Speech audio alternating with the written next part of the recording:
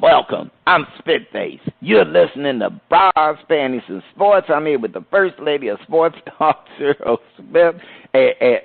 First Lady, it just, I'm wondering, what's that, remember that newspaper, the Weekly World News? Or, way back when you check out at the counter and they'd have the space, so-and-so is really a space alien, and all that kind of stuff. And they put two people together and they secret love child and all of that. But looking at the sports news this week, now there was some, dramatic games, stuff like that, especially college football, all of that. But, boxing and all of that. But I'm looking up here, it's so, I'm like, did sports fall into the twilight zone? It's wild. But First Lady, are you all right down there in Florida with that hurricane approaching? We want to make sure you is okay. I'm doing fine. Good morning to everyone. And you know what? They used to have this called the wacky world of sports. Well, this week was a wacky world of sports. I'm doing fine. Looks like Hurricane Ian is not coming our way, but there's some other depressions out there, so who knows what's going to happen to Florida, but we just praying that it doesn't come our way. All right, first, y'all folks, and wherever the hurricane is, it can dissipate in the Gulf. They churn up the water some. The water needs to churn it up, Get some of them dead bodies up to the top. We can find out who murdered them. All right, First Lady, we're ready. What you saying? Oh, wait, this week on Shout Out, we have music from Michelle Ayers. I wonder if she related to old Roy. Will she find her shining star, get the cold feel of the mute button? First Lady, we're ready. What you say? Each week we are trying to figure out what is going on in the sports world. Not the plays of the week, more like the players of the weekend. This is so true. Are they trying to tell us something? So we ask, what you saying? Fly, little birdie, fly. Time keeps on slipping into the future. Time keeps on slipping into the future. So I want to fly like an eagle to the sea. Fly like an eagle, let the spirit carry me. I want to fly right into the future. The little birdie is known as the NBA wishes it could fly far away from the scandal in Boston and the damning report in Phoenix. Robert Sarver, the disgraced owner of the Phoenix Suns and Mercury, who was fined $10 million and received a 1-year suspension in selling the team. An investigation issued a damning report that validated he made racist and misogynist remarks while creating a toxic work environment. The Celtics suspended head coach Ime Udoka for the 2022 and 2023 season, citing violations of team policies after reports Udoka was in a consensual, intimate relationship with a woman employed by the franchise. Given Sarver was so blatantly racist, we wonder if he made those comments around other owners, and it was acceptable. Maybe that's why he showed lackluster support for Brittany. The NBA Coaches Union is not discussing the situation with Ime and no one else. What's the real deal? Marvelous Marvin Hagler, rest in peace, Bernard Hopkins, Roy Jones Jr., and the Steve Miller Band are asking, what you saying? Oh, I'll tell you something, Spitface. The NBA is a 365 days league. They dominate the media limelight for 365 days. From the Kevin Durant, Kyrie Irving, Ben Simmons drama to the Robert Sarver, now Ime Udoka. I mean, it's that's all we're talking about is the NBA, and it's just crazy stuff. I mean, I'm quite sure they like the publicity, but they don't want this type of publicity. Trust me. All right, and let's go get to the Robert Sarver situation first. And I just want to give kudos to PayPal. And the reason why I'm giving kudos to PayPal, because PayPal was one of the major sponsors for the Phoenix Suns. And the fact that they were entering in the last part of their contract, they refused to enter into another sponsorship with the Phoenix Suns if Sarver remained as the owner. And I don't care, LeBron James came and spoke out, Chris Paul, Draymond Green, all of them spoke out about this situation. But it is losing that sponsorship that put pressure on Sarver to sell his team.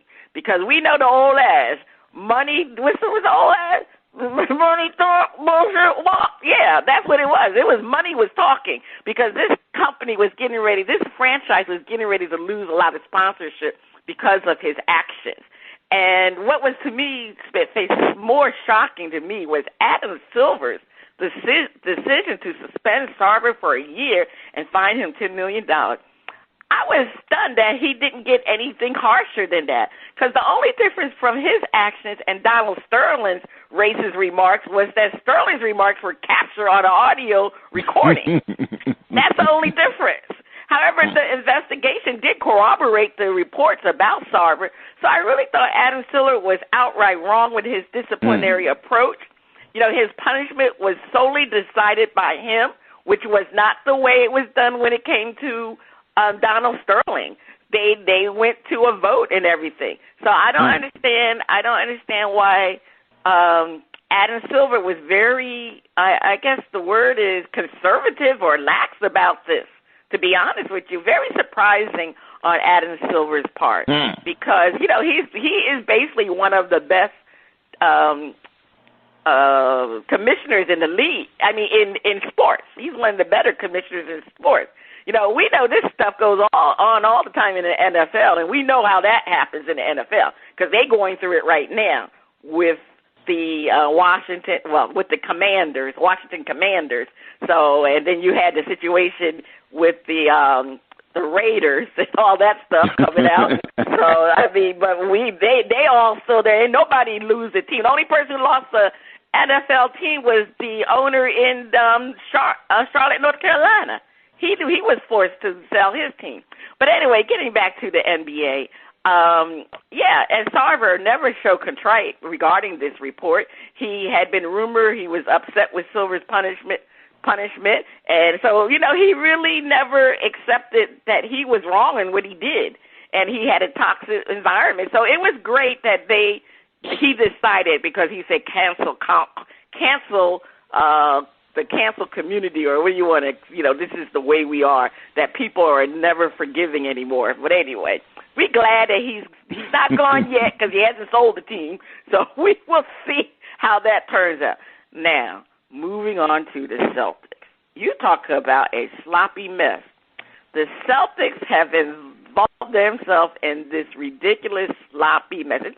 I ain't going to call it ridiculous, but I mean, like so many of the men in the league, the NBA league, the media, they were all a little bit upset with the situation what happened with Ime Udoka. Now, Ime Udoka was wrong. I'll get into that later. But there seems to be a situation, the same situation happened with the Minnesota Timberwolves in September 2021. We did not know beforehand that Gerson Rojas, the president of basketball operations for the Minnesota Timberwolves, was terminated. He got terminated. It came out after he was terminated that he had a consensual affair with a staffer. And in this situation, Rojas and the women involved were let go. Now, we never knew who the woman was, from my understanding, but the thing is, they let both of them go. But the thing is, nothing was leaked to the press until after the situation happened. And I'm not going to say it's not going to happen. Things get leaked out, whatever.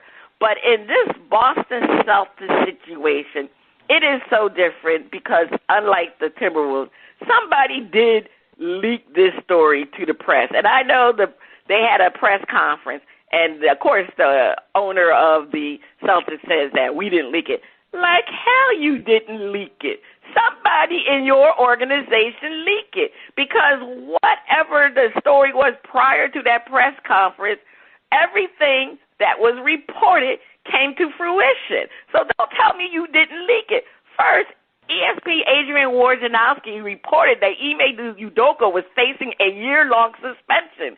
That was even before the Celtics acknowledged anything. Then Sham Shanri of the Athletic and Stadium reported that Udoka had an improper, intimate, consensual relationship with a female member and of the team. And it was deemed a violation of the franchise code of conduct. So I just don't understand. And also, Shams then also came back with another tweet later and stated that the Celtics first became aware in July of the intimate relationship between Udoka and the female employee. The woman recently said that Udoka made unwanted comments towards her, prompting the team to launch a set of internal interviews. All right? That came to fruition. And even Stephen A. Smith stated before the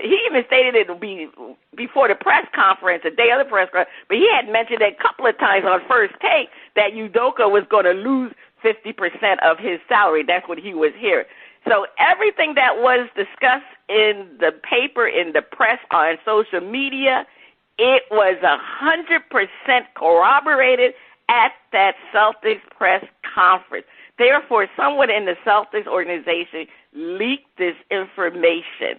So I don't understand why that happens. And then in the press conference, I mean, what was the purpose of that press conference if you were not going to give more details to clarify the situation, but then you're going to say things now that cause people to even speculate more? I mean, the Celtics are bad with optics. They are totally bad with optics. They should have just made sure this was kept in-house, then come out with the fact that he was going to be suspended or fired, and did it the way the Timberwolves did. Because nobody, the people speculated, but it was after the fact. And it seems to obviously be that at one point in this relationship between Udoka and this woman, it was a consensual relationship. But then at one point, it seems like it has become a harassment situation. That's what the rumors are saying. They're not facts. It is rumor out there that the female member ended the relationship and Udoka was obsessed with her. That came from TMZ to use the word obsessed and continued to pursue unwanted passes, advances. You know what, Spitface? I mean, I used to be in corporate America. I worked in healthcare. And, we used to get training on her sexual harassment. That sounds like sexual harassment to me. When you end something and you continue to pursue somebody with unwanted advances, that sounds like sexual harassment. And if you know anything about most people's organization policy, if you sexually harass somebody, you are immediately terminated. So I don't know why he wasn't fired. There's still something that doesn't make sense to me about this whole situation. Because why would you keep him? I mean, the fact that you kept him now, your players are going to have to they're going to be asked a lot of questions because Monday is the NBA Media Day. So, it's Media Day, so there's going to be a whole bunch of questions asked. I mean, if he was terminated, then you know what? They'd ask the questions, and that's it. It'll be ended. But now you're going to keep this man around and suspend him for a whole year, and then you're going to make a statement that, we will reevaluate after the year. Now, what kind of nonsense is that? Reevaluate what? I mean, I really just don't understand why. It's something else that is still missing from this crazy puzzle, Spitface. It's got to be something else that's missing because I don't understand. Somebody is sexually harassing somebody. You got to terminate them. So I just think the way this organization handled this was not the right way. And speaking of Ime Udoka, I mean, what a stupid man. He created this situation. Why would you jeopardize your job? You had to have known that what you were doing was not appropriate. You had the most to lose. I mean, you chose to engage in this relationship. Yes, we know it takes two to tango, and I know there was a lot of things discussing or why the women's name wasn't mentioned, because there was a lot of women in the Celtics organization that got blasted all over the internet, and I ain't gonna lie, because I was looking at it too. I'm not gonna lie about that. I mean, that's just human nature. People, in today's society, we live and die by the internet, and everybody is going to the internet. So we are. It's different now. We got access to information rather quickly, and everybody's trying to get that information out and disseminate it to everyone. So, yes, some people definitely got dragged through the mud regarding this situation. But had the Celtics handled it the right way, it wouldn't have been like this right away. And the thing is, too, that they also brought out in the news conference is that Udoka was the only one who was disciplined. And if you, I mean, that's kind of weird, too. So like I said, there's something more to this, and it's just a bad look on Udoka. Ime Udoka may never, ever get another coaching job again behind this. It'll be quite interesting, and maybe he'll come back to the Boston organization. We shall see. And I'll tell you one thing, it depends on how the new coach, Joe Mazzulla, I think his name, it depends on how he does. If the Celtics are not good this year, you know what? Udoka may be back. All right, Spitface. What are you talking about? I know I took a long time, but I got it. First Lady, I was. I'm going to go back to Robert Sarver, and because I'll say a less titillating story. But really, when you look at the, you made a comment about the NFL owners, where everybody kind of know, old boys club, and we still racist and plantation owners. That's how it seems like it rolls. But and there's only been an owner or two who was dumb enough to just be a total, let's say, ass, and create that toxic environment. They've only had a couple, and that were exposed to be that way. And my thinking is that most NBA, NFL, professional sports organizations are, they're a business, and the owners want them ran as a business. And they want whatever businesses do to make sure that there are no, quote, hiccups. They want that in there. And they want that starting at the top. So they say, look, I'm the owner. I ain't going to do this stuff because I don't want my employees to do it, because this is a business, and we got business. Our object is to make money. And this does not having a culture that's based on corporate values is important to us, because that's what's going to keep everything rolling and me happy as an owner, because then I'm making money. When I introduce, when I introduce my,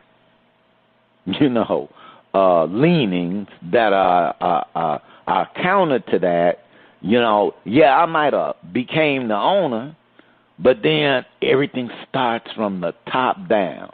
So if I'm disrespecting a female staffer, or I'm disrespecting a male staffer, well, that carries on down the organization.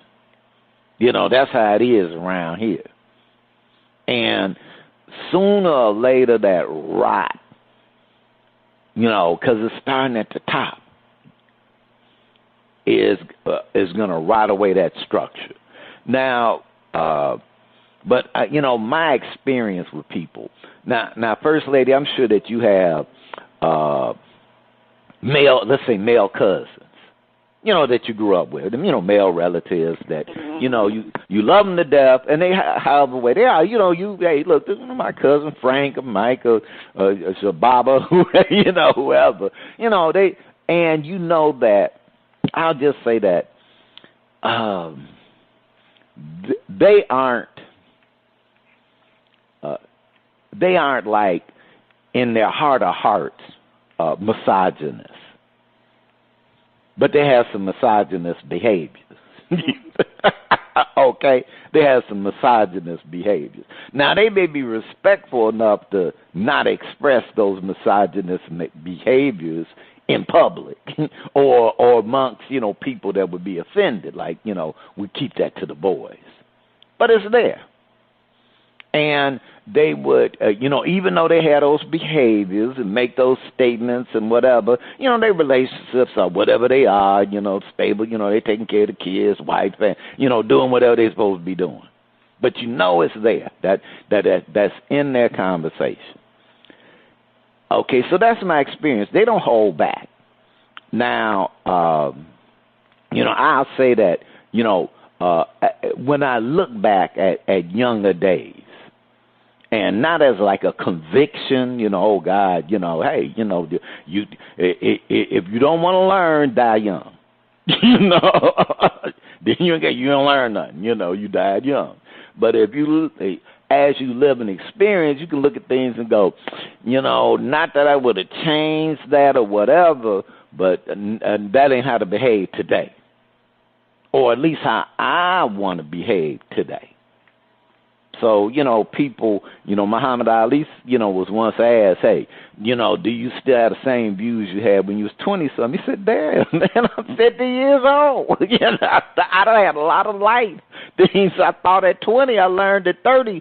Guess what? Wasn't quite, and then things at 30, I learned, you keep learning and experiencing. But one thing people like Sarver, they may not, if they bold enough to have that behavior in their own company. Okay, now they in one of the most exclusive clubs in the world. When you really think about it, how many people own an NFL franchise out of the billions of people on the planet? So they in a super, super, super exclusive club. Now, these guys ain't, I'll say polite society, something like that. They're real people. They make money. They're ruthless, or they not, But whatever it took, however they got their wealth, they in that world. And you have a certain comfort level around amongst your peers. So I'm going, if he expressing these views and actions and behaviors with his own company, does he really clean up his act around the other owners? Or are there other owners who said, you know what, that's what I do too, And then are there other owners who say, you know what, man, way he running his company, who don't, they know but don't mention it. They're enablers, so to speak. So,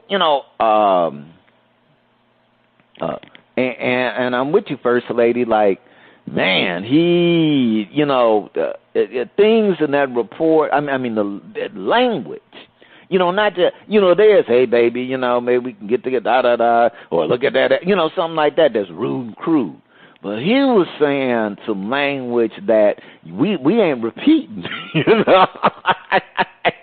And me and First Lady ain't shy, but, and this ain't a kid show, but we ain't repeating that language. And you go, dude, just as a grown person. But,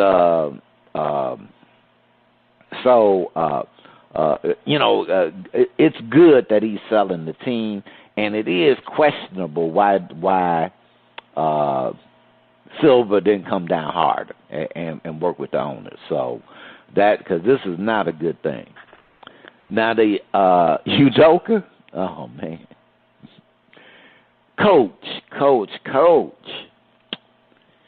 there's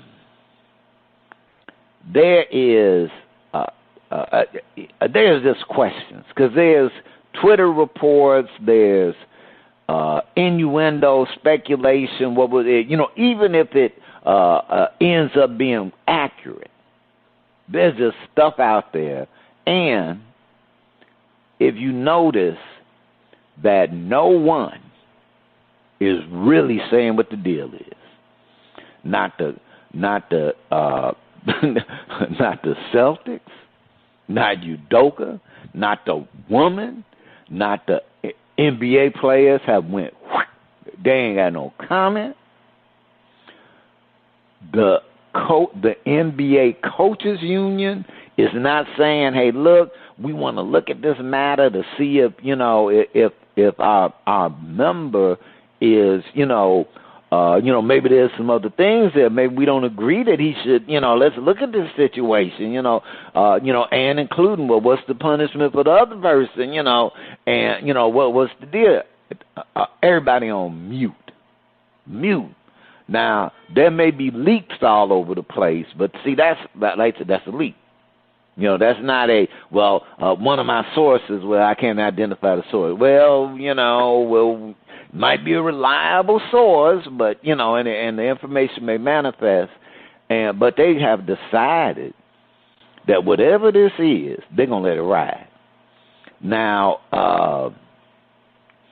so what that says to me, like First Lady, like you said, there is way more to this, and it's like,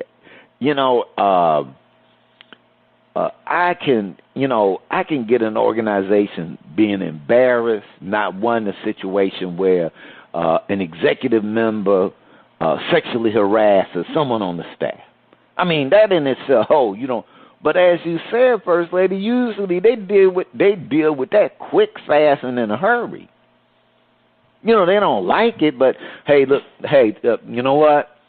Sorry, under our policy, bam, your service is no longer desired at this institution, and maybe the other part, maybe everybody get fired, but hey, this is what happened in the discussion. But there is something that has to do way more than the sexual harassment itself, and there is a difference between, hey, would you like to go out? No. Okay. If you ask a woman out and she says no, not interested, you didn't harass her asking that, but you may be harassing her if you ask a second time. So, because she already said no. So that's in the conversation right there. Now, you may think, wow, from the way that she's acting, maybe she changed something. No. No. You have to act from her turn. When she interested, she'll let me know. Now, I may look, I already asked once, so that was my first hand. Now, some women, may never. They might be, well, wow, he could ask me again. But, hey, that's just how the cookie crumbles. No means no. Doesn't mean that that they don't like you. But no, it was no. And you don't know situations people got going on. They do not have to sit up there and explain to you. Well, let me tell you what I got going on. My mom is ill, such and such. Right? I got my kids. Da da da da. They don't need to tell you that. Explain them. They said no. Now, be happy that it was a polite no. Go away, okay, maybe she got something going on, and hey, thanks for letting me know. I can move on. So, Udoka, you was just being a dope, and brothers, the women too. if you are married, there's a reason why certain people are single, because they're not going to behave in a married relationship the way that's kind of like required. But they know that. They're not, hey, look, I'm single because if I was married, I don't want to do that. Doesn't mean that they don't want to have a deep bond. They don't want to do that because they're responsibilities. And they're not just, society, but, you and your partner have brought together. You may not want to do that. But be honest about that. If you reach that point where it's like, you know what, I really want to, you need to see what you're going to do for real. And don't be a coward. Because, see, really, another word for cheater is coward. But, hey, let me get off my soapbox. But I'm going, I ain't heard nothing from the NBA Coaches Union. There is more to this story, First Lady. And Sarver, now we understand why your ass wasn't on the front line to protect your player from your team, Brittany Griner. Now, now we kind of got an idea. You don't care about her. She a black dyke. Yeah, I said it. But I'm saying how he said it. I wouldn't say, Brittany, I ain't say that about you. Baby, you do whatever you want. Just get the hell up out of Russia and don't go there. Y'all don't be going to no Russia, Turkey, all these places where they, just leave them alone. Leave them alone. I know the money. Money ain't everything. Your freedom is more important. All right. Well, you finished. You got me on that last thing about Brittany. Okay. Look, and you know what? I had to be remiss to mention Nia Long in this whole situation. That is the partner of Ime Udoka. They have been engaged since 2015, and she did release a statement through her publicist, and it was released to TMZ. And she said she is concentrating on her children because those are the most important things to her right now. And but the rumor came out. That was a quote unquote. Supposedly it was Nia Long camp that released the name of the young lady because she knows the name. She knows who it is. Ime had to tell Nia Long who the lady was or is. And the sad part about it, that the rumor, and I'm going to finish this quickly. The sad part about the whole situation too is this person allegedly is responsible for providing his, making his arrangements for his travel. And supposedly she did Nia Long's travel because Nia Long recently moved to Boston. And the sad part about it, the rumor was that Udoka knew this was going on for months. They said the thing came out in July. She just found out about the whole situation a couple of maybe weeks ago when they knew it was going to be released.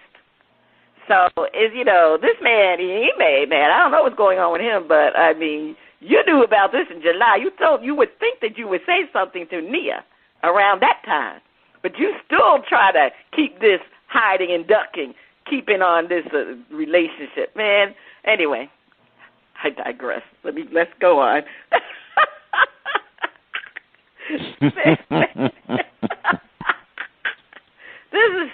Look, like you said, we ain't heard the last of this story. And let me, before I go, Matt Barnes came out in support of Ime Udoka. He found out the truth, and then he backtracked his words. So he backtracked his video. He had a video out saying that why they suspended this man for a year. Then he came back and said, this is some messy stuff. It's 100 times worse than he thought. So we still don't know the whole truth. But anyway, all right. Back to you, Spitface.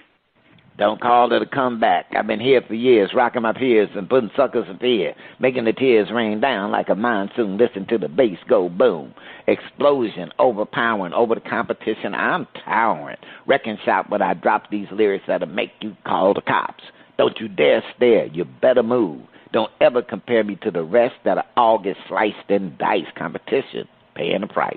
I'm gonna knock you out. Huh. Mama said knock you out. Huh. We are talking about the knockout punch to the reputation of Brett Favre. Brett Favre earned over $250 million from playing in the NFL and is raking in the dough being a celebrity sponsor and broadcaster. You know, Brett is kind of that copper gold commercials that, you know, he kind of, to me, the old boy living large. Now, Brett's daughter played volleyball at the University of Southern Mississippi, and Daddy wanted his daughter, you know, to play in the best facility for his little girl. You know, hey, you know, proud papa. Now, with all the cash Brett has, and his rich friends, because Brett got some rich friends, what do they decide to do? You know, hey, we're going to donate some money to build a nice volleyball center for the University of Southern Mississippi, right? No. What he and his rich friends decide to do is rip off money targeted for poor communities. You know, think Jackson, Mississippi, with no water, to build a state-of-the-art $5 million volleyball facility, you know, for his little sweetie, little daughter, to play volleyball at the University of Southern Mississippi. You know, just take that $5 million away from a community like Jackson. Now, apparently, a total of $70 million was ripped off in the welfare scam by state officials, including past Governor Phil Bryant. Mississippi is the poorest state in the Union, yet money directed to help the poor communities tends to get appropriated by the rich white communities. Should Brett's commercial sponsors be criticized for spending money on a cheater and thief? Leroy Satchel Paige, Walter Buck Leonard, and James Cool Papa Bell are asking, what you saying? You know, First Lady,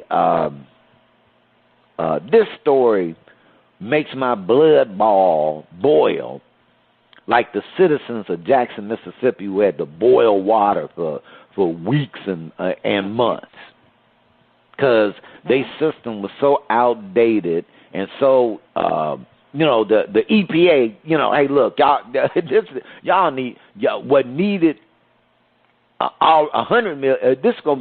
You need $1 billion because of the neglect in a state that says, you know what, we're not going to give you money that the federal government has allocated because you don't know how to manage it the correct way.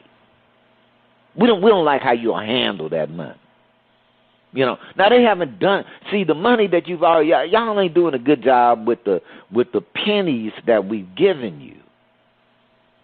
But see, the outlying suburban communities, we need new side. We need the, you know, so that the wheelchair people, you know, all of this stuff. Well, you know, since take that money, give it to us, because you know we really got needs, but they don't have the same requirements that all other cities in the state have.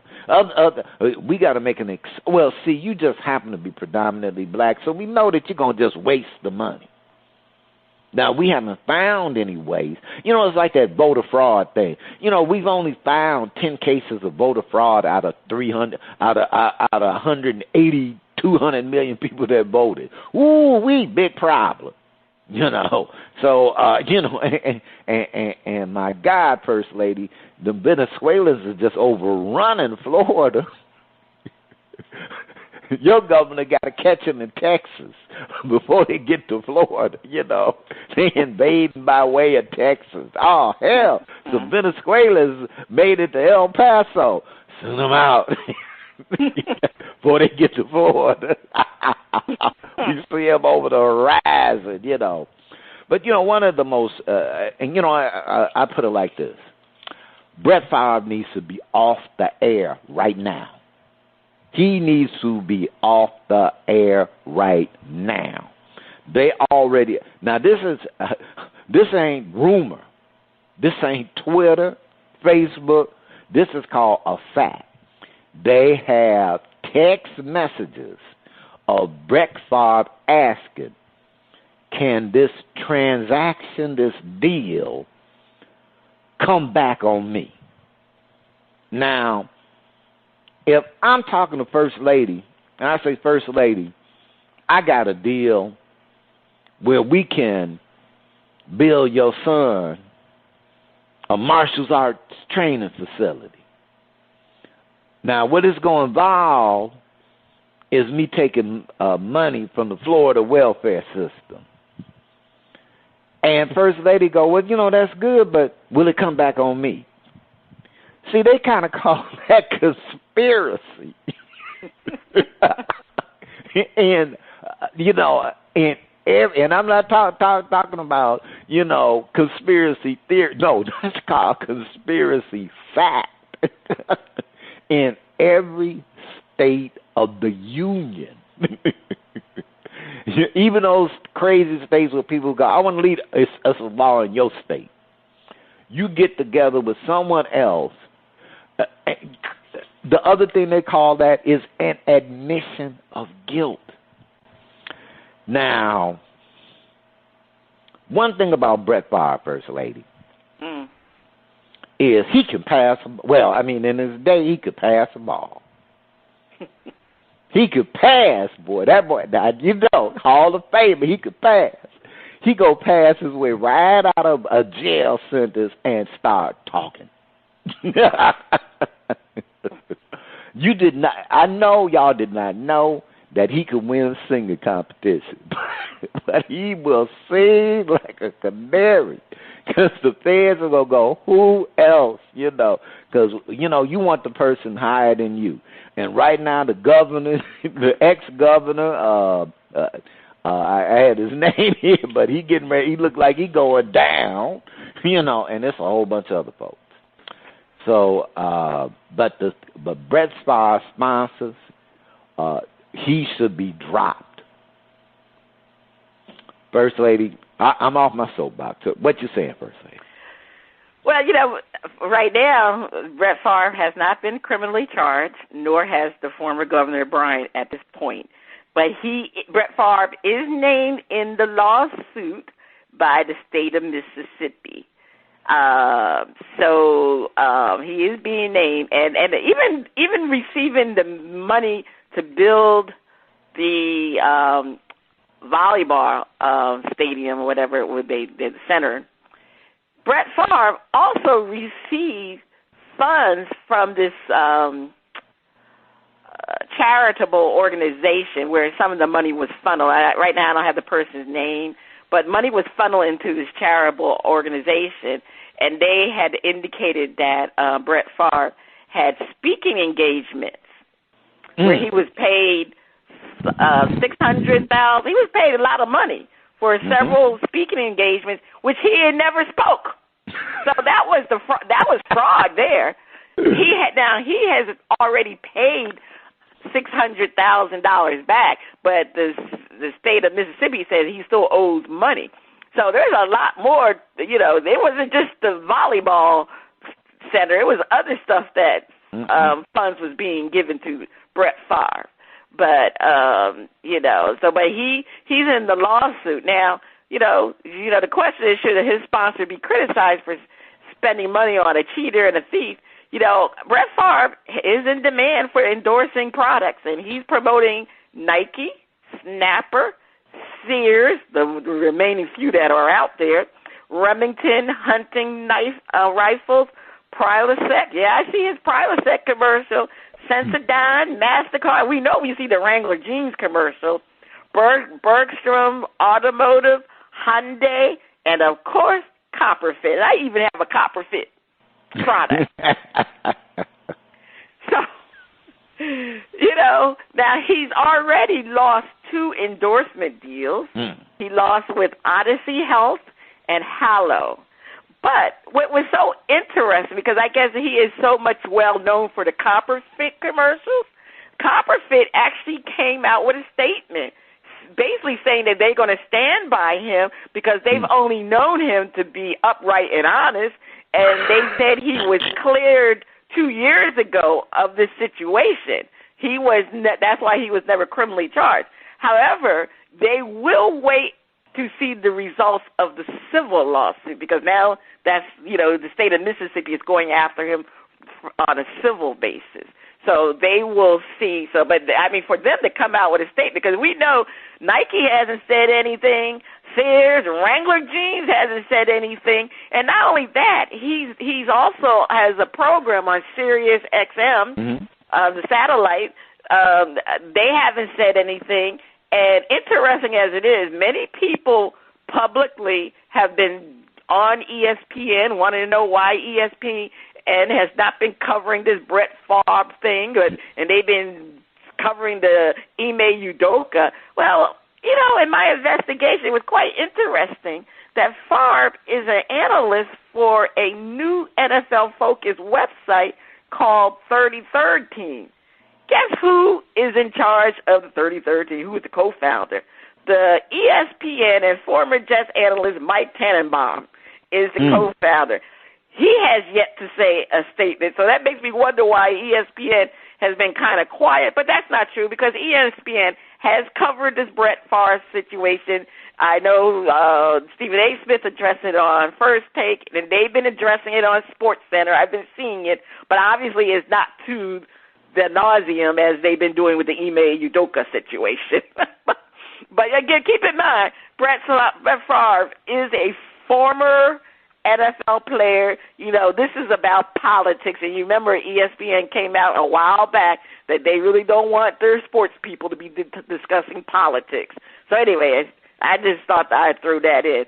But in general, it's a bad look for Favre and for any sponsor and endorsement, deal, behind him, because this is a scandal. And as you know, endorsement deals, you want your person who's endorsing you to not have problems or unwanted publicity. You want them to be focused on your product, and especially for someone who is associated with stealing money from poor people. And it's sad when you think about it. It's hard for people even to get that money. And it makes you wonder how much money is stolen from these poor people in other states and cities, what all these other people are doing. It really makes you wonder why you have such, like, Mississippi is such a poor community state. Jackson, Mississippi. There's several different cities in Mississippi that are very, very poor. And it makes you wonder how much money was stolen from several other communities. And it's bad. It's like you said, it seems like if they needed a volleyball center, they seem like you said, he should be raised money. He should have gotten sponsorship money. It's sad. And it really makes you upset about this, for this to happen to poor people who don't have a fair chance in life as it is. And the little money that they have to work hard to get, they can't get it. And they put those people through a lot of paperwork that they got to file to get money from the city and from the state. And here, this money was allocated for these poor people, and Brett Favre and his friends stealing the money. And Spitface, it's more than $70 million. It's $77 million. It's gone up to $77 million. That means in counting. In counting, exactly. $77 million. It's just crazy. Ridiculous. That's all I got to say. Yeah. First lady, again, here's a state that said to, how they say, to get the libs and all of that, the money that has been allocated to the poorest state in the union for unemployment, we are not going to accept. We're not going to accept that money. Now, one of the things that they've been successful at doing is being able to say, hey, white folks are the state. accepting that money means that the black folks are going to get it. That's the real deal. And the white folks, many of the white folks of the state are forgetting that during the Civil War, they were tricked into fighting for the Confederacy. And this is why I say they were tricked into fighting for the Confederacy. Because they were fighting for a way of life that wasn't benefiting them. It was benefiting the privileged white people of the South. It wasn't benefiting the poor white people of the South. It was benefiting the rich, privileged white people of the South. And they are falling into the same trap. Oh, that would help them out. How many single mothers happen to be white and struggling in the state of Mississippi? So you're not thinking, oftentimes I go to media, I won't say the media, but I will say that in the world of politics, y'all need to show the impact on white people. Now, there are white people who say that, well, see, they're the lazy white people. Or they're the poor white trash of white people. Because, see, they kind of have misguided themselves to think that they're going to be treated like the privileged white people. Not getting, no, you're not. You might be able to live in a better area, but you ain't privileged. Not in what we got. No. But our job is we just want you to keep supporting us. And as long as we can say that, well, see, they ain't going to get none. We're going to make sure that don't happen. Oh, we're not going to accept Medicaid, Medicare funding in our state because that, we want to own the libs. And you know where that money going to go? It's going to go to them black people. You don't want that money. You know what? They just need to, deal with it, get their act together. But how many white people? But hey, look, statistics. Wait a minute, statistics always show that there are more white people on welfare than there are black people because there was more of them. So I mean, if you look at most states, statistics shows that more white people are on welfare. Yeah, like I say, single mothers. Single mothers happen to cross all racial, ethnic, political, lines. They do, but there has been a successful. The white privileged men have successfully convinced poor and struggling white families to that suffering is okay as long as it denies the other, who can be black, white, whatever at that time, from getting something.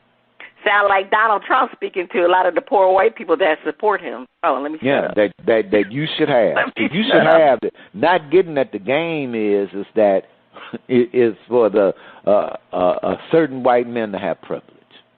And they don't want to share that because it's privilege with an exclusive club. First Lady, please take us to break. Stay tuned. Coming up next, we have our we have an interview with Michelle this time. No, we don't have an interview with Michelle. Yeah, no, stay. Okay, let me. I apologize. Stay in. Coming up next, we have a performance from Michelle Ayers on Shout Out Part 1.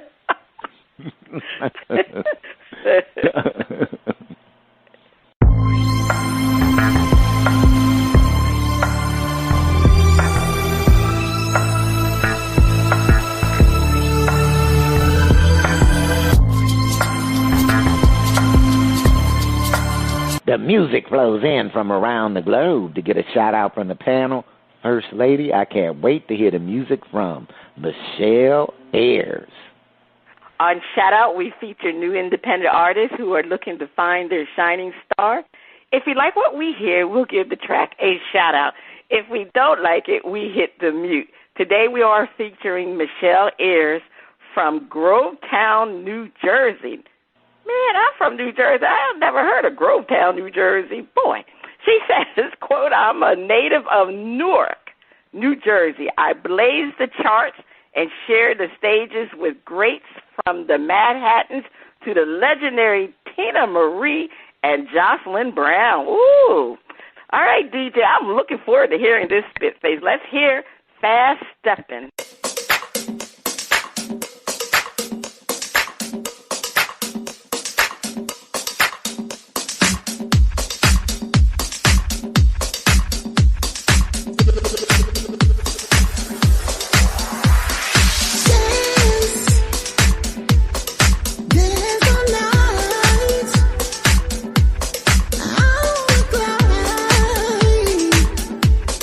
Feel right.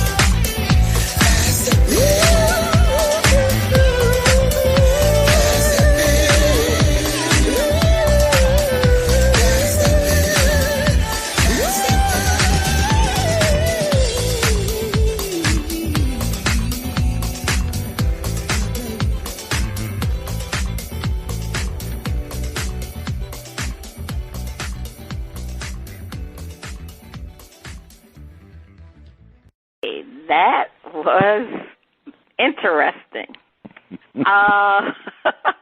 Michelle Ayers. Well, I'm still trying to find out where the heck is Grovetown, New Jersey, because I've never heard of Grovetown, New Jersey, and I think I know about just about every little city in New Jersey. But anyway, I'm going to shout it out. Now, it took a while for the song. It was more musical part of the song, and her just scatting or whatever you want to call it. Near, I guess, 3/4 into the song, there came some lyrics to the song, I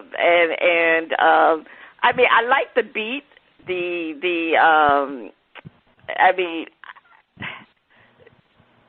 I'm going to shout it out, but it seemed like there could be more volume, more. What I'm trying to say, more lyrics to the song. The song doesn't have that much lyrics, so it almost reminds me of a Chic song. You know how Chic used to do their songs. It was the beat with the Chic song. I mean, they had the same lyrics throughout the song, and they really didn't have too much. I mean, they're thinking the Chic song had a little bit more lyrics than this song did. So, but I did love the beat. I love the combination of the music, the music along with her voice. But it just needed some more lyrics to the song. That's all I'm saying, Spitface. What do you feel? You shouting it out? Well, I'm giving it a shout out, Ed, because it really, I'd say it's some classic house music, and classic house music. Yeah. So so she put it. I thought she put it together really well. You can boogie for a while. And I put it like this: you could have some fun with it, regardless of age. So you can get up and bounce around. You ain't got to do nothing all wild, and but get a little groove going. So I'm shouting it out, and she, the thing about a lot of house music is there are a lot of really great singers and vocalists, but because of how house music is structured, a lot of times, it makes you you want them to look, sing a song, will you? Throw some lyrics in there. But it's house music, so that ain't the deal. You're right. That's the way to classify it as house music. It's more of a dance music versus the actual singing song, so to speak. Right, so, and you could tell she got some voice. Yeah, no, I said she got voice. Yeah. I just would like to hear more of it. Right, that's what I mean, Yeah, I'm with you. But I got to ask her, where the heck is Grovetown? I know Ocean Grove. I know there's Cedar Grove. There's a Grovetown, sometimes sometimes the way the artists put their description, they might not have that, the way we could read it might have looked like New Jersey. It might have. They might have just said here and then New Jersey and the other part. We don't know. But okay. We'll get it. Hey, Michelle, give us a shout. Yeah, Michelle, give us a shout because there's a Grovetown, Texas. But where are you? Or are you trying to be incognito? All right. Well, on part 2 of Shadow, we'll have another track from Michelle Ayers. Looking forward to that. And looking forward to my favorite underwater friend. Is that the sound of my friend? It's time for Flippin'.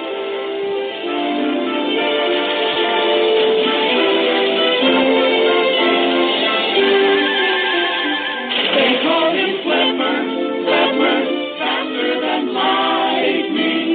No one you see is smarter than he. And we know Flipper lives in a world full of wonder, lying there under the sea.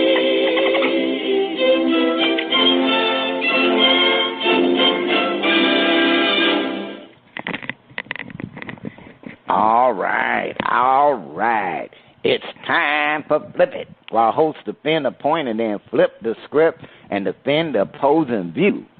to a T, and the Dolphins upset the Ravens in Baltimore by coming from behind in the fourth quarter.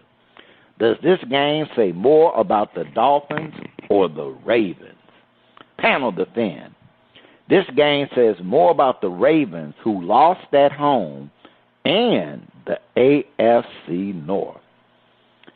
First Lady, that one, Miami going up to Baltimore and beating the Ravens was probably unexpected by a whole bunch of people, because that, you figure the Ravens defense, they running game, they the quarterback is everything, and then the Dolphins, so that was like, wow. But I think right now, the Ravens are 0-2. So given that the Ravens are 0-2, and they lost at home, and didn't they lose at home the previous week? No, they won, I think. They won. Oh, they won one? Okay, they won one. I think the Ravens are 1-1. The Ravens are 1. Okay, they're 1-1. But I think that 1-1 looked kind of narrow, like maybe, And for them to lose at home, one thing, it makes the, the AFC North was looking as one of the strongest divisions.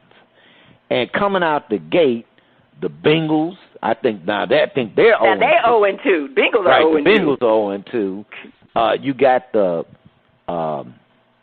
Ravens at 1-1, and the Steelers are what? 1-2.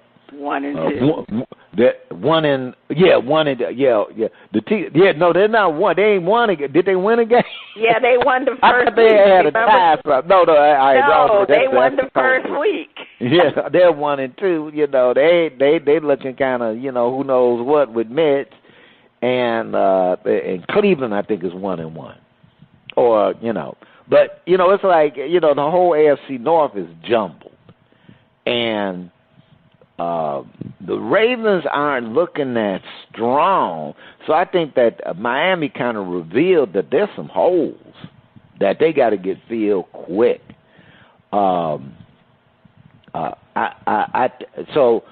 think it really says more about the Ravens, and they may not have that stranglehold on the AFC North that the pundits were saying before the beginning of the season. That's what I'm saying, First Lady. Okay. Well, I really, to me, this game is more about the Ravens' horrible defense. They gave, in the fourth quarter, horrible. In the fourth quarter, they gave up 28 fourth quarter points to the Miami Dolphins. 28 points. I mean, that's ridiculous, and I'm not a big understanding. I don't, I'm not into what the defensive schemes, people. I'll be honest with you. I don't understand, the different defensive schemes. They were supposedly they were in they call it a cover 3. The Ravens secondary was not using obviously the correct defensive scheme, where they allowed the Dolphins wide receivers to get beyond them. I mean, Tyreek Hill and Jalen Waddle were always running behind their safeties and quarterbacks. So, in listening to the Ravens talk about what happened and what went wrong, they said it was a lot of miscommunication between their secondary. And regardless, they looked like a high school defense trying to cover an NFL team. That's what they look like. I mean, and look, we can't also exonerate the offense, even though Jackson had a fantastic game. I mean, he set a record and everything, but there was some questionable play calling, because especially in the red zone, because I don't sure remember, they didn't score a touchdown because of the play calling twice. They didn't get into the end zone. So to me, the defeat was an entire team situation, but more so on that defense. I mean, they got to do better than that because I don't care what you say. To give up 28 points, it's only 15 minutes in the darn quarter. You gave up 28 points. That's a lot of points. That is a lot of points to give up in the fourth quarter. And that's what they did, and that's the reason why they lost that game. So I would put blame definitely. It's more about why what the Ravens did, and it was horrible. Mm-mm. All right. Well, we know that this is flipper, so we're going to flip to the script and defend. This game says more about the Dolphins and a loaded offense. Can I say heel and waddle? And they are not a law firm, you know. And I'll just say that to a T. One, what reminds me of what's kind of going on with Miami and the way the offense is being structured to help to a T. It almost kind of reminds me of how Belichick was with Tom Brady. Now, Tom Brady was not throwing, him, and I'm going to also say Joe Montana. Now, I'm not saying that Tua T will have anywhere near the kind of success those two gentlemen have had, in their careers. But Joe Montana was a dunk and dinker. He dunk and dinked them little passes in that West Coast offense, and they would go down, but they would steadily go downfield. And he let his playmakers make the big plays. But he dunk and dink. Then when he started, as they started winning, and, time, like the next season, we know he's going to dunk and dink. He started throwing a little bit longer. And it was like, whoa, wait, where this come from? And so, it was more like a growing into it. Now, and sort of like the same with Brady. Brady didn't start, I'm slanging it like Peyton Manning. No, he did not. It was a dunk, dink, and let your playmakers, and then as he got that confidence, he could slang that ball. And it looks like that's the approach with the Dolphins. But the thing that allows that is that they are loaded on offense. They got that line together. They got their running game together. So Tua ain't under the gun, pressured. And then they went and got and they got great wide receivers. I mean, it's like, baby, I got the Maserati, set up for you.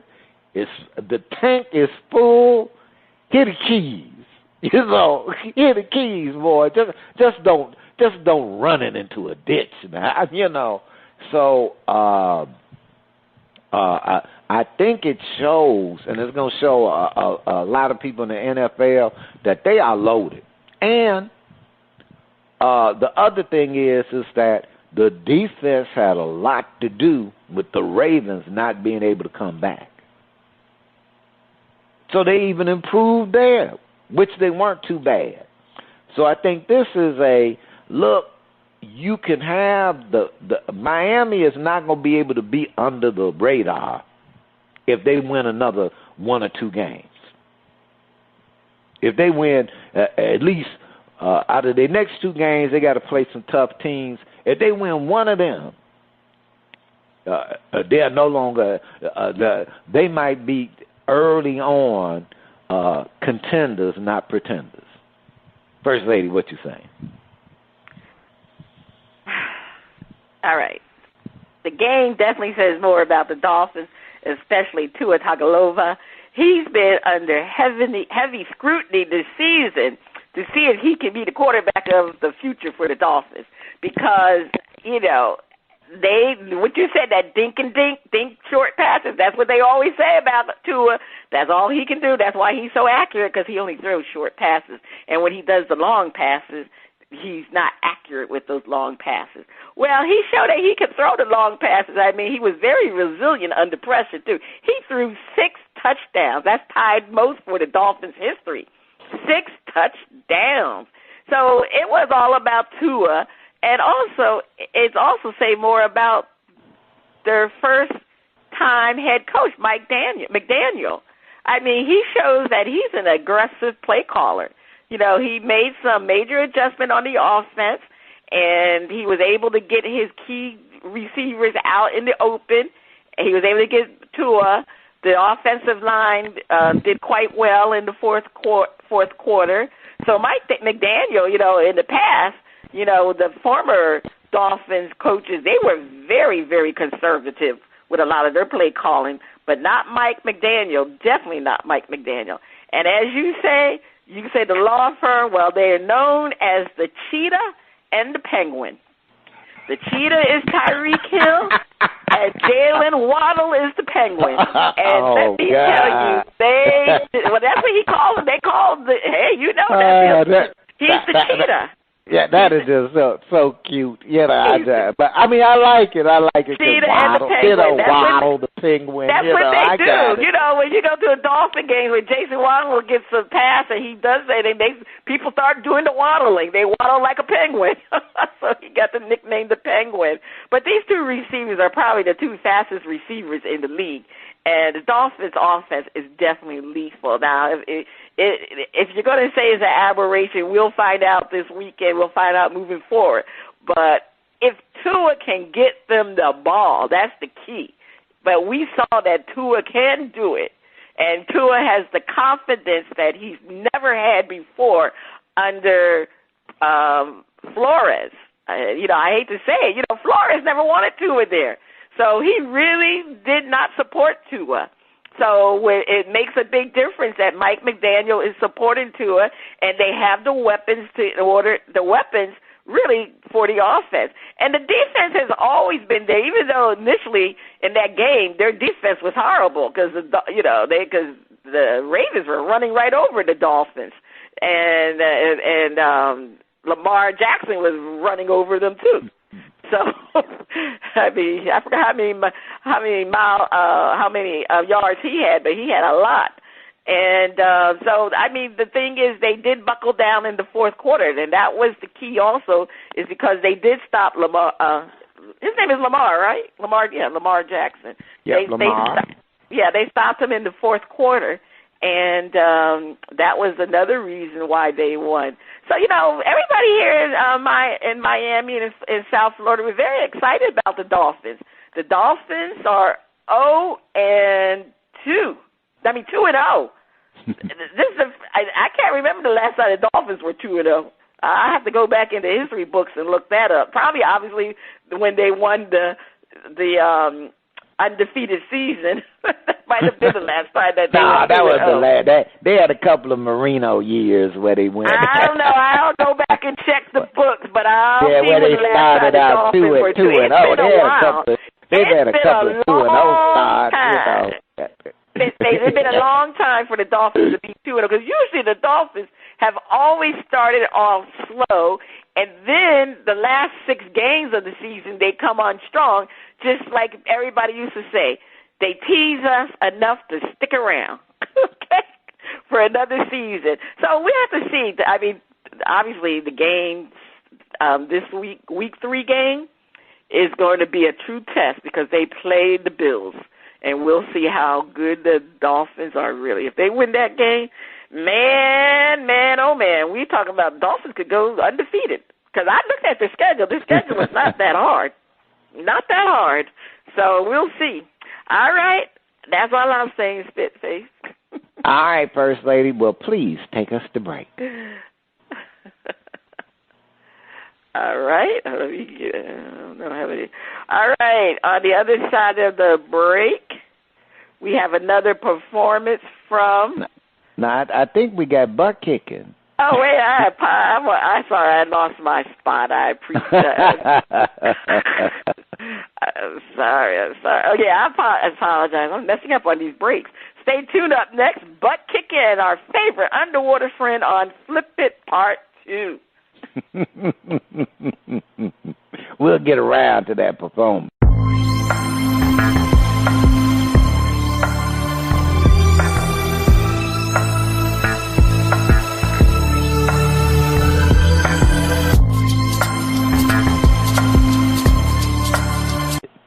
Welcome back. You are welcome, First Lady. Bring us back. Sorry about that. We're going to get our intro and our outro straightened real soon. Okay, welcome back. You are still listening to Bras, Panties, and Sports. Let's see what's happening on Butt Kicking, where we look at all things in the world of combat sports. All right. Luca Polklit's insane choke at Bellator's 285 was no fluke. Quote, I practice it every day in the gym. The Bellator welterweight debuted for the promotion with one of the most bizarre finishes seen in 2022. Polklit is 8-1 in mixed martial art, and he's 1-0 in Bellator mixed martial art. Put his opponent, Dante Cheryl, who's 9-4 in mixed martial art and 1-2 in Bellator mixed martial art, to sleep with an unorthodox choke in the opening bout of the Bellator 285 card at 3 Arena in Dublin, Ireland. Now, many were confused by what they saw in real time and even questioned the intent behind the choke. Polklit assures it was no luck. Yeah, this is what he said, quote, yeah, I know. I practice it every day in the gym, this submission. Polklit told reporters at the Bellator 285 post-fight press conference. I practice. My coach knows this submission, John Kavanagh. John Kavanagh, the head coach at SPG Ireland, calls the submission win the Lucanator. Is it? The Lucanator. You know, First Lady, I actually played a clip of the choke, and it is kind of devastating looking. But you know, and I put it like this: whoever he facing next, he better watch out for the Lucanator. He better watch out. That Lucanator is a bad move once he gets you, and but it gave me memories of way back in wrestling lore, where they had the guy who, the wrestler, he put like that hook. It was something he did. He grabbed one and put it on you, and the wrestler would fall out. You know, and doctor somebody. But man, that's a mean. He got a mean move. I want to see some more of Luca. But, you know, First Lady, this, you know, when we look at the world of combat, did you know that your boy, Floyd Money Mayweather, knocked somebody out recently? And he did knock somebody out. He sure did. At 45, he still got a little wallop going. He knocked out mixed martial arts star Makura Escure. Knocked him out. I'm like, Mama said knock you out. So go Floyd. Go. I'm gonna check it out. I'm gonna find it. But you fans, you know, in the combat sports, see what Floyd did. See what and I think there's an upcoming fight with Jake the Snake. You know, the pretend boxer who goes out and gets these guys who are, you know, like over the hill to make internet boxing fame. And the question is, has his act worn thin? Because he's got an upcoming fight. I don't know who it's with, because I ain't interested. And, you know, I'm going, hey, look, man up and fight and get in and do the work to fight the pro fighters who are current, who your age or younger, and see what you can mix it up with. You know, like, stop fighting these guys who 10 years older than you. They ain't going to win nobody's championship. Them days is behind, you know. So stop being a punk. Yeah, that's right. I said it. Stop being a punk. You know, because you bring your big ass here. I live in Texas. We got it up here in Texas. So bring your happy ass over here. I got a Ruger for you if you really want to get upset. But get in the ring with somebody that's some real competition and not these over the hill has-beens. And I ain't, slighting them. They pros, they got pride, all of that. But look, y'all ain't the top flight entertainment. Y'all the boxers anymore. You ain't. And the ones who are heading that way, Jake the Snake, Paul, all the, his brother, to me, y'all a bunch of charlatans. That's all I'm saying, First Lady. Let me get this back. I've been on my soapbox all show long. Well, I had never seen the Lucanator. I was actually trying to see if I can look at it, but it looked like he had his neck all stretched. But anyway, I'll look at it again after. It did look kind of dangerous. All right, it's time for our favorite underwater friend. It's time for Flip It. The Titans got walloped by the Buffalo Bills. Is it time for Tennessee fans to start worrying, or it's too early to panic? Panel defend. Avoid the rush. Start panicking now. Spit-face defend. Yeah. Hey, it's like the line for the bathroom. Avoid the rush. Get there early.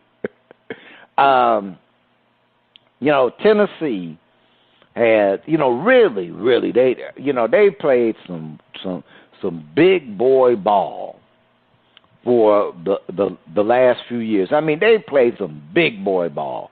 Run you over, stuff the run down your throat. A conservative passing game, play action. They've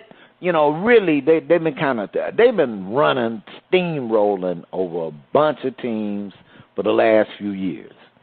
So, but Tennessee fans, I think it's time to start worrying, because with any good team, highly competitive team that's constantly, winning a division, being in the playoffs, there comes a point where the other teams start figuring out how to beat you, especially when you run heavy and Tannehill's defects are no longer being covered up by a great running game. And a great running game is getting stunted because it needs a quarterback that can actually open up the run from passing. So it's starting to, I'm going, the AFC South already was looking kind of suspect. and it's looking more so. So they might, stumble their way into winning the division, because the AFC South is just kind of, wild and woolly, but it's panic time. But break glass. That's all I'm saying, First Lady. It's panic time. Yeah, it is panic time. I mean, to be honest, the decline of the Titans started last season in the playoffs when they lost to the Bengals. They were the number one seed in the AFC, and they lost to the Bengals.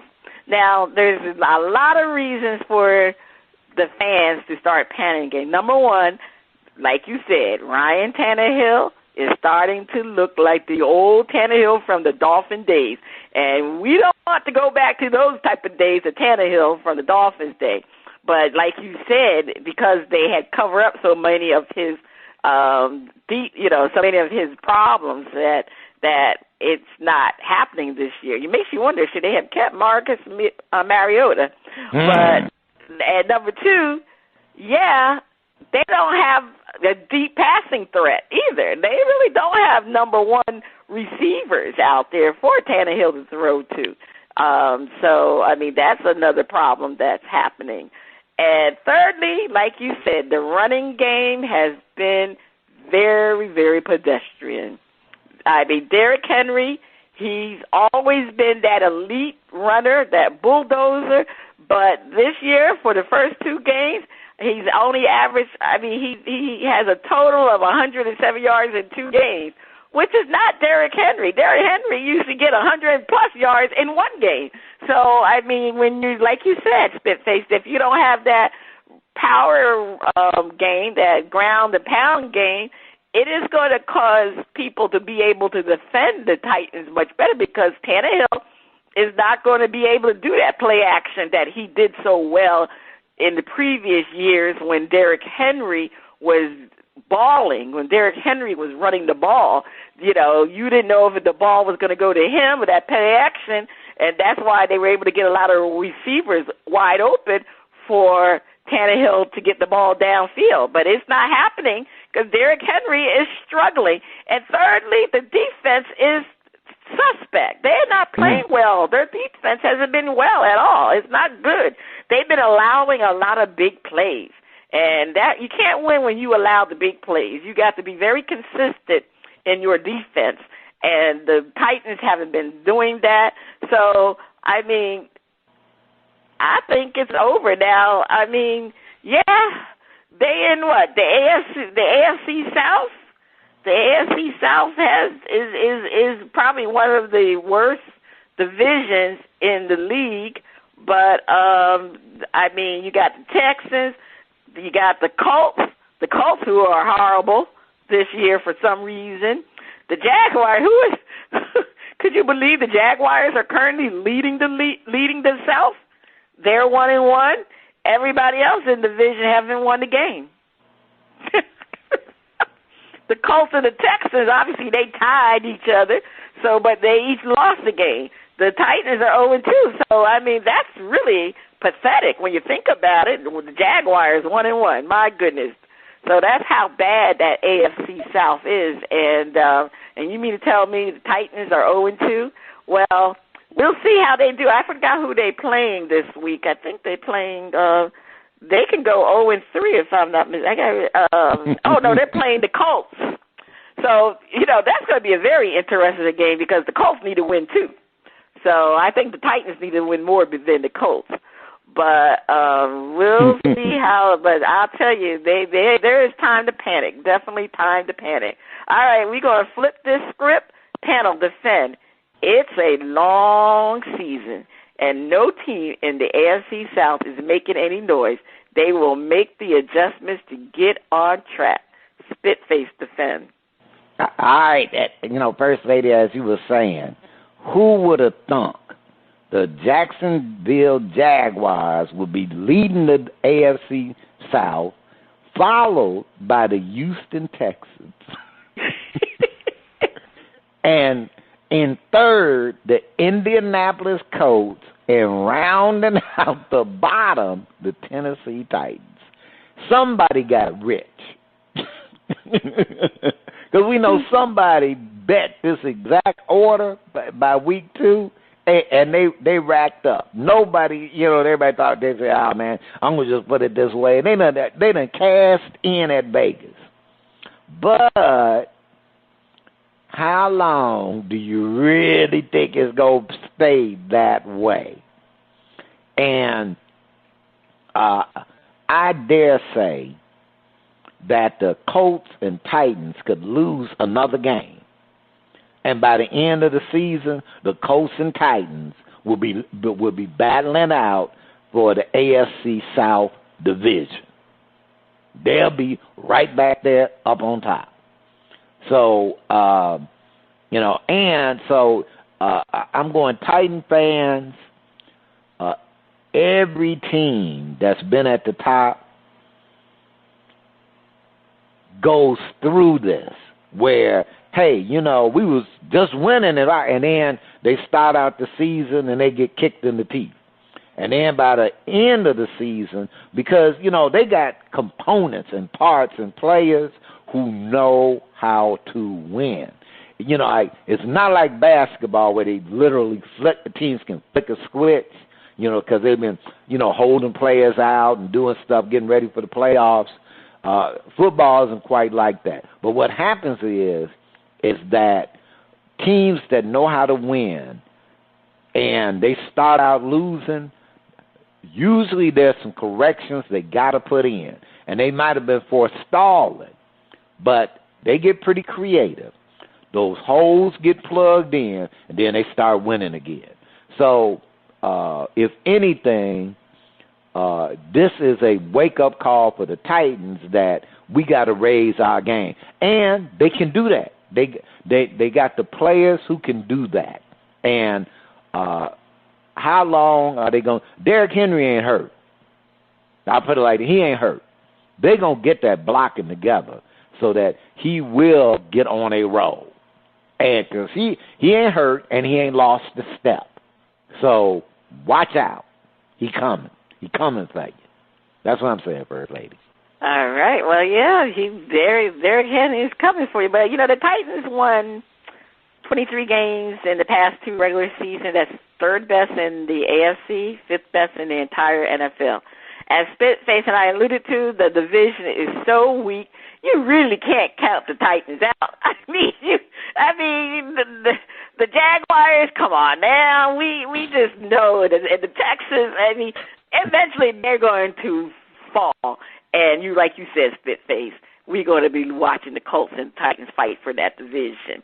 And the one thing, and Derrick Henry, yeah, he's going to have a comeback. We have to keep in mind Derrick Henry was out with injury last year. He had surgery.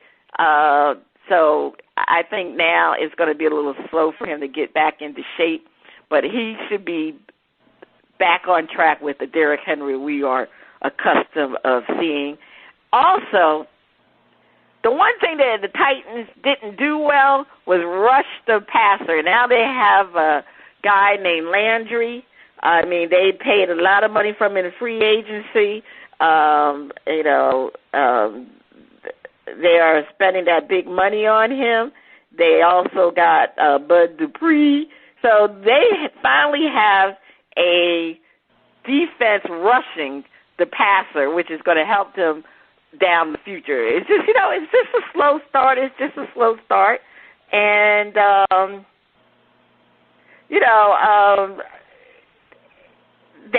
the reason why they don't have that receiver anymore, because remember that A.J. Brown was traded to was he traded? Yeah, he was traded to the Eagles. So which didn't make any sense at all. But, they're growing. They're going to they're going to be able to work with their new receivers, and they'll have a more cohesive unit on the offensive side.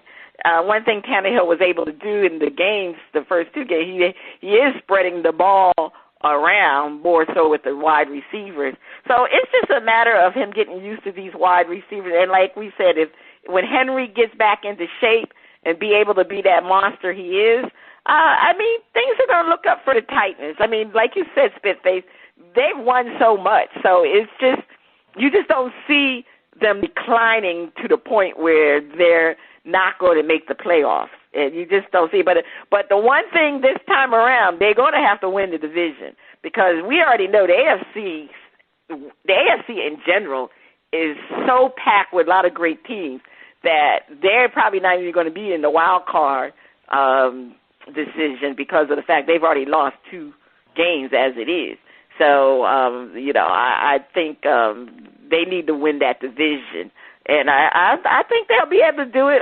Like I said, the Titans have done it, for the past several years as it is, to be the winner of their division.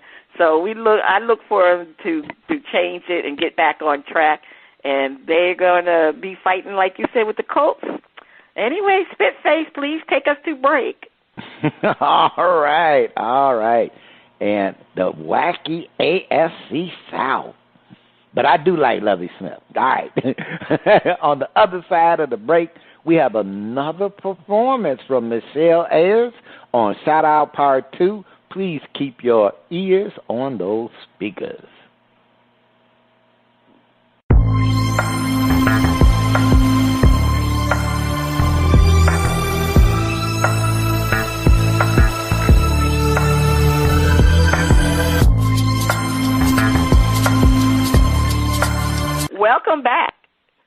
the music flows from around the globe to get a shout-out from the crew. Spitface, over to you. All right, we have another performance from Michelle Ayers. Now, DJ, let's hear Ace Beat Steppin' Mix. So I don't know if this is house stepping you, but something. We're going to hear it.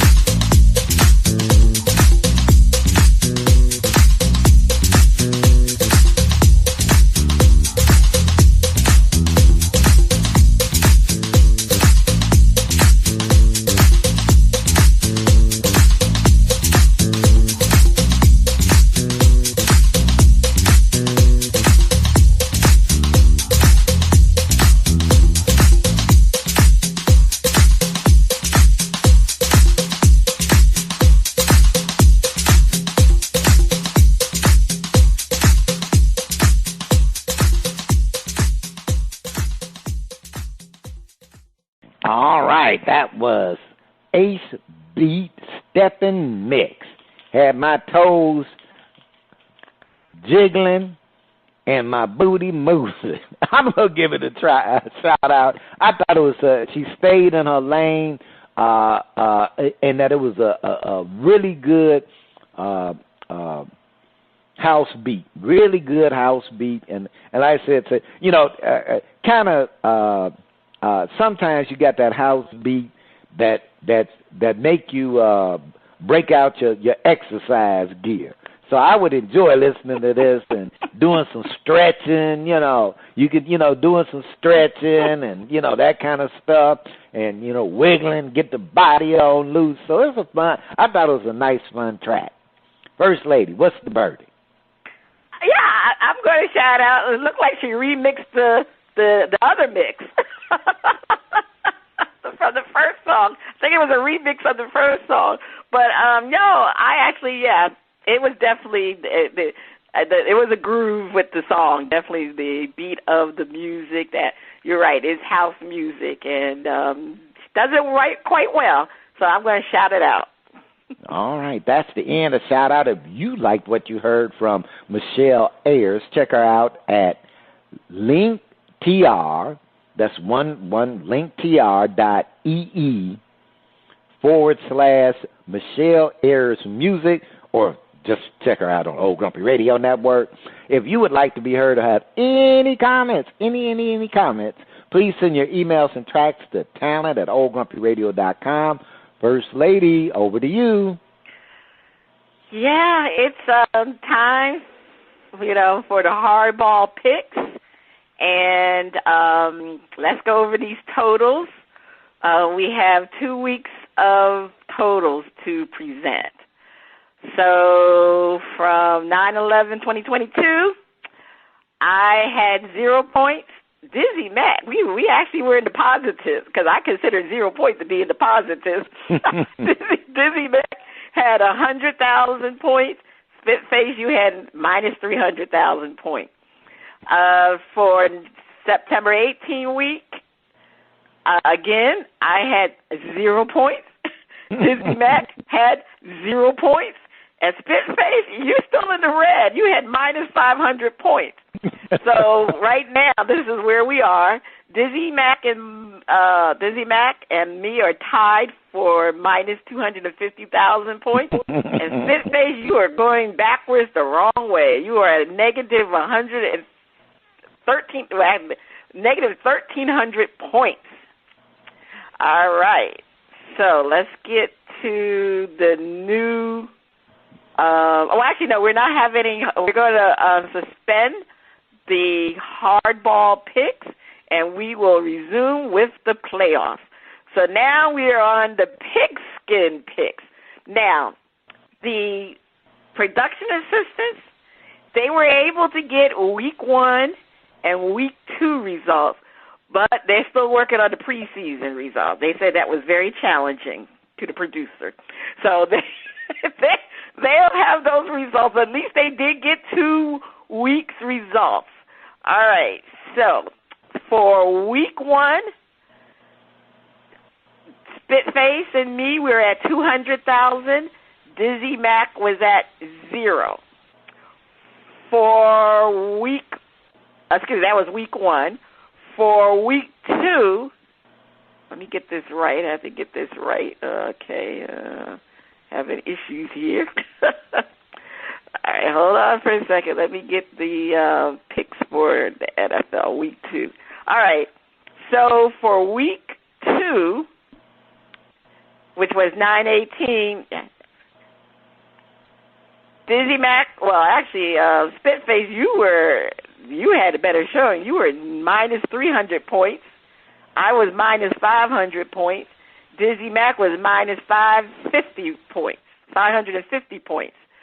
So our totals as of this week, currently right now, Spitface, you and me are, well, actually, no. Spitface, you're in the lead at minus 100,000 points.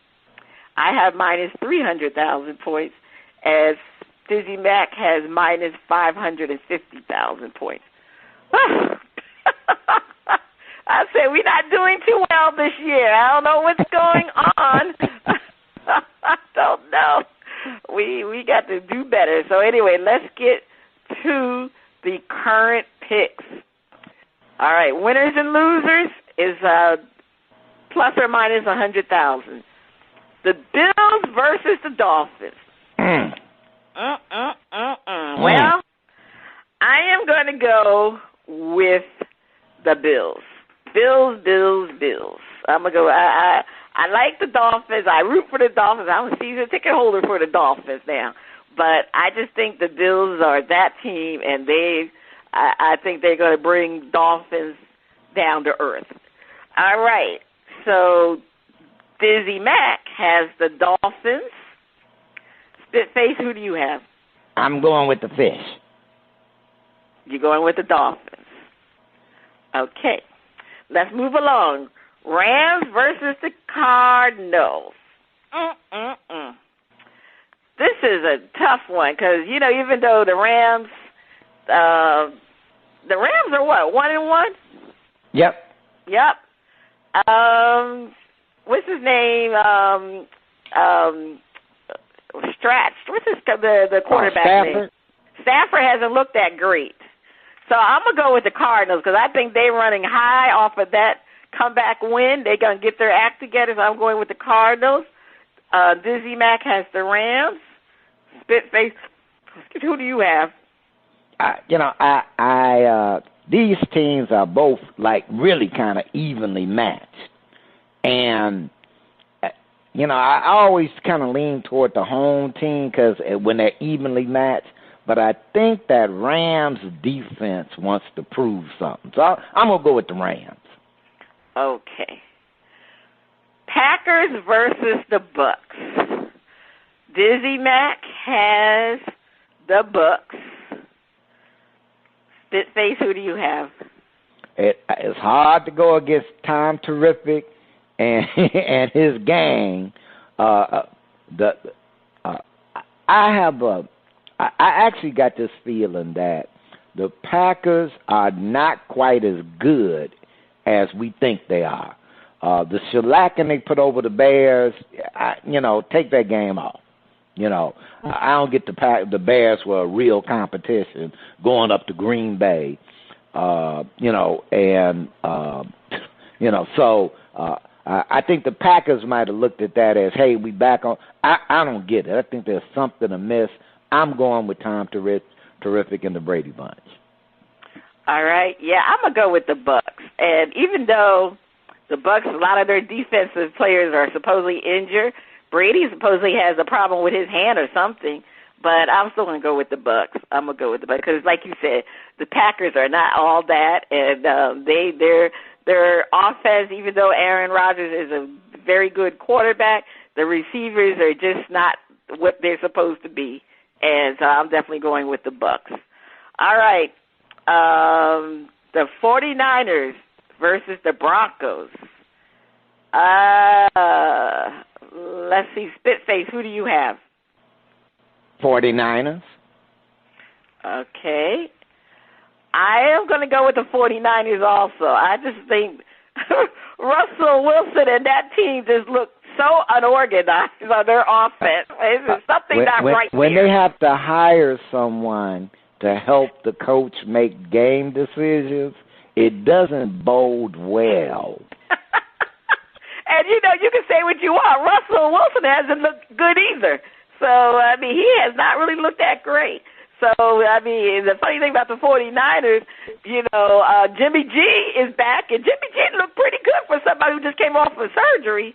So I'm going to go with Jimmy G and the 49ers. Now, Dizzy Mac has the Broncos. So he's figuring, I guess, they're home. So they're going to win. But I don't know. They don't look good to me. All right, let's go to over and unders for our prop bets. Jimmy G, 2 touchdowns. I am going to go push. It says 2 touchdowns, so it doesn't mean it could be a running touchdown or a passing touchdown. Doesn't say passing. It just says 2 touchdowns. So I'm going to go with a push. Dizzy Mac has under. Spitface, what do you have? I'm going over. You're going over. You're going over. All right. Well, you know who they playing the Broncos. I don't think their defense was that bad. All right, bad man, 300 passing yards. Let's see. I'll start this off. I'm going to go under. Dizzy Mack is under. Spitface? I'm going under. Yeah. Tom Terrific, 3 touchdowns. Oh, man. That's a lot. I'm going to say push. You know, I don't use the push that much, but 3 seems like a push. Dizzy Mack has over. What do you have, Spitface? I'm going push. Yeah, push. Saquon Barkley, 100 rushing yards. And who did the Giants are playing? The Cowboys? The Giants. Who are the Giants? The Giants are playing. I think. The Giants are. Or is it Washington? Or the Commanders? It's a division rivalry. I know who went through. But anyway. It must be Dallas because the Commanders are playing the Eagles. Yeah, I think they're playing Dallas, if I'm not mistaken. Oh, Monday night. Yep, Monday night. Monday night. Yeah, now, Dallas night. goes to the Giants. Yeah, that's what. Yeah, I thought it was the Giants. I mean the Cowboys. Dizzy Mack has over. Spitface, what do you have for Saquon Barkley? You know, this is really tough because he gets, passing yards and rushing yards, so his combined yardage is always over. Well, usually leans toward over 100, but I don't know if I've seen him in a while just have a straight-up 100-plus yard rushing game. So I'm going to go under. Yeah, I'm going to go over because I thought he did last week. Didn't he have over 100 yards last week? He may have, but he ain't been consistent enough for me. Oh, and it's not him. He seems to be on a revenge tour this year. He's been balling. All right, pick the upset optional. Well, you know Dizzy Mack, he believes in upsets because I think he's crazy picking the Colts over upsetting the Chiefs. I ain't picking that. But Dizzy Mack, he's picking the Colts to upset the Chiefs. What about you, Spitface? No way. I'm picking that up. That's too big a leap for me. Now, the Colts may rebound, but it won't start this week. Wait, up in Kansas City, too? Oh, no. No. Oh, no. Yeah. That's when? This week or I thought the Colts were playing. Is that game Thursday night game? Is that the third? Because I thought the Colts were playing the Titans this week. The Raiders play the Titans. Oh, the Raiders play the Titans. Okay. The Raiders play the Titans. The Colts play the Chiefs. Okay, Colts are playing these. Okay, all right. Yep. Not bad. All right, so we'll see how we do with our picks. We need to get out this red and get into some black here. I'm glad you stopped in that baseball one because, we were horrible. But anyway, let's move along. All right, Spitface, what is your top story to watch this week? Man, it's actually a tie between Udoka and the welfare king, Brett Favre. Because both of them are going to have more to come out this week. Oh, you think so? Yeah, you know some more going to come out about Annie. But also, the way that investigation is going, more is getting ready to start rolling out about, Bretty Boy. Mm-hmm. Yeah, that's true. Actually, I just thought my top story this week would be they're going to be talking about that Dolphins-Bills game for today. That's going to be the topic of the week, all week long. That's what I think. And actually, against Aaron Rodgers. That's also going to be the top story. Because when was the last time Tom and Aaron Rodgers played each other? Oh, it's been many moons. Yeah, so that's another top story. It's been a while, because I don't think they since Tom's been in with the Buccaneers, they did not play each other. Or did they play each other in the championship in one of the games? In the playoffs? No, they didn't. No, I don't think so. No, yeah. So that's to me going to be the top story is the Dolphins, Bills, and Tom Brady versus Aaron Rodgers. Yeah. So I like to give a shout out to the Las Vegas. What was it, Las Vegas Guys? Their name, Las Vegas, the WNBA team. The Sky? They won. They won the championship. Becky Hammond. She obviously was an NBA coach. And she was I'm sorry, I have to apologize. It's Las Vegas Aces. I do apologize. Oh. That's Chicago Sky. Excuse me. That's right. Yeah, it's Las Vegas Aces. So we like to congratulate them on winning their first WNBA championship. You remember this team is relatively new to the WNBA, and they had Becky Hammond, who couldn't get a head coaching job in the NBA, so she decided that she would go to the WNBA to be a head coach. And she's I think she is the highest paid coach in the WNBA. She makes $1 million, and that's unheard of. But Becky Hammond definitely deserves. She's a darn good coach, and I would love to see her become a head coach in the in the NBA. Who knows? She may could take Udoka's place. All right. Check out our current and previous. Oh, excuse me. I'm just so confused here. This has been a wacky world of sports. Anyway, join us in October as we honor our veteran women and veteran women with disabilities. To learn more, please visit honorourveteranwomen.com. Honorourveteranwomen.com. We thank. You can check out our current and previous episodes at brawspantiesandsports.com and our Facebook page at BPN Sports. And we are definitely trying to get that together to bring you a nice media content to our radio show. This is Cheryl Smith, the First Lady of Sports Talk and Spitface. You have been listening to Bras, Panties, and Sports.